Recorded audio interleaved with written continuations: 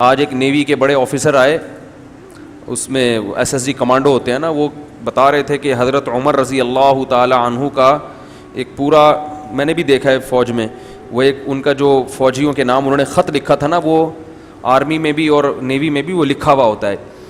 اس میں کیا الفاظ ہیں کہ تم طاقت کی بنا پر دشمن سے نہیں لڑ سکتے, دشمن ہمیشہ تم سے تعداد میں اور اسلحے میں زیادہ, تو تم لڑو گے تقوی کی بنیاد پر, لہذا اللہ کی نافرمانی سے بچنا.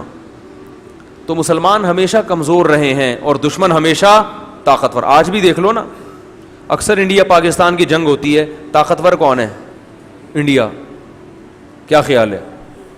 تو لیکن مسلمان پھر بھی الحمدللہ اپنا دفاع کمزور ہو کے کر رہے ہیں, اس لیے کہ جو جذبہ ہے, جو جذبہ ہمارے اندر ہے, وہ جذبہ وہاں شاٹ, یہاں شہادت کا جذبہ ہے, وہاں شہادت کا صرف لفظ مسلمانوں سے ادھار لے لیا انہوں نے, شہادت کا مفہوم اور مطلب وہ جانتے ہی نہیں ہیں. بتوں کے لیے لڑنے والا کیسے شہید ہوگا بھائی؟ ہے بھائی.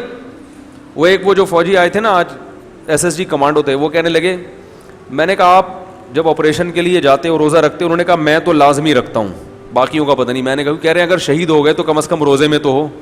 تو بعض فوجیوں کے ایسے اچھے جذبات نہیں ہیں, فوج میں سارے غلط نہیں ہیں. تو خیر